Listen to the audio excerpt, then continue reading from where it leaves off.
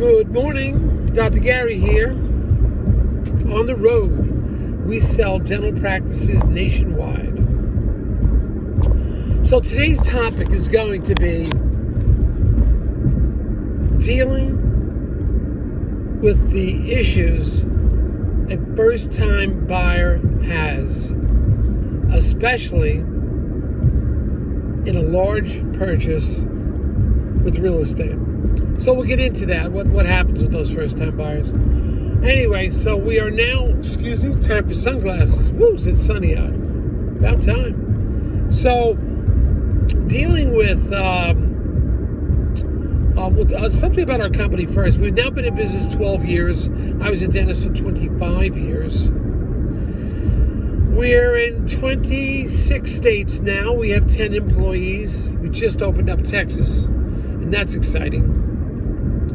We're available to you 363 days a year. We take off Christmas and Easter. You can reach us from 7:30 a.m. till 9:30 p.m. We pick up the phone all the time. So give us a call.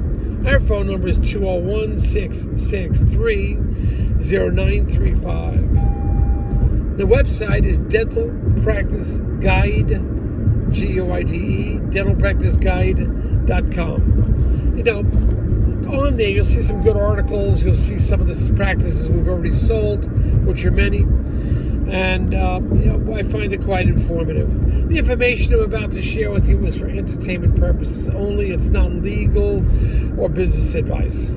All right. So anyway, what's today's topic? Dealing with these first-time buyers. First, sellers, you've got to put yourself in their position. You know, go back 35, 40 years when you did this. It's a nerve-wracking process. Now, for many of the buyers, this will be a first-time purchase. So you can understand what they're going through. They're nervous. They've never bought anything on this size, this magnitude of this. Maybe they bought a house, maybe not. But this could very well be their first time. So not only is it overwhelming, but they try to start figuring out their living expenses. Will the practice pay for the living expenses? And try to tailor the practice price to that. Well, you can't do that because the value of a dental practice is a standalone. It has nothing to do with your financial requirements. What this buyer should do, and this is some of the issues we deal with, they should maintain their present employment where they're getting a steady paycheck. And work your practice in, let's say if your practice is a little smaller, work it in on the side. And then as soon as the numbers start coming in, then go full-time into the practice. This way it takes the burden. But here's the problem with these new buyers. They're not accustomed to purchasing a large practice and a dental office. It's overwhelming. And they default back to their present job where they could be making $275,000, $300,000, $350,000. And they think that is safe harbor. It's not safe harbor because you saw what happened with the pandemic. A lot of the buyers either lost their job or the hours got cut. And yes, they may be back in action now, but something else could happen. I don't know what it is. So there were quite a few buyers that basically woke up and said they'll work on their own dream instead of somebody else's. But there's still plenty of buyers out there that have the comfort of working for corporate and don't want to leave until they find a perfect situation. I try to explain to these buyers, look, it's almost impossible to get you real estate and a dental practice and it cash flows and you can get a bank loan and you're pleased with it and the commute is not too far and you like the equipment, you like the staff, you like the town. Well, yeah, so maybe price is the difference. What the buyers are not used to is negotiating, especially on big ticket items. And when you're buying a dental office, you are getting a money-generating business. So you're going to make the money back even if you overpay 10 or 15%. I'm not telling you to overpay, if you want to consider it that, but it maybe you call it paying a premium. I don't know. But you're going to make money from this. And then the legitimate business write-offs are very hot. A lot of things you can do that legitimately. Ask your tax advisors about that. Then also, just being self-employed gives you peace of mind. You can't be fired. Yes, something could go wrong and something could happen with one of the patients, but that could happen when they're working for somebody else too. You're going to have autonomy. You're going to own something your own if you buy the real estate.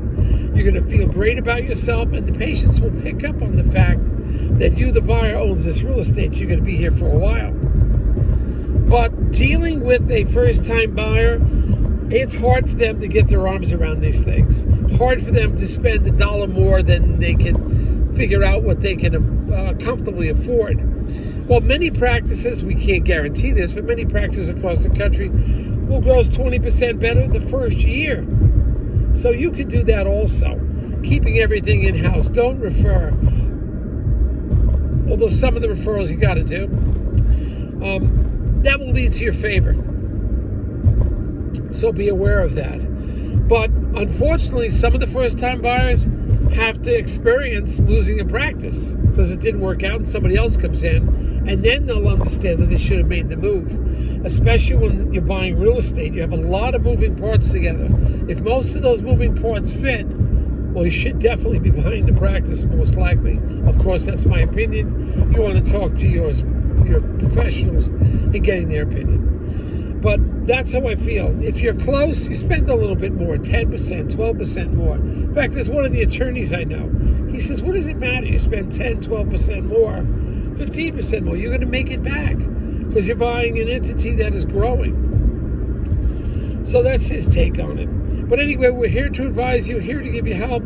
Sellers, be patient with your buyers. It takes them a while sometimes to come around, but you were in their shoes one day. All right, thank you. We'll see you now, guys. See you, team.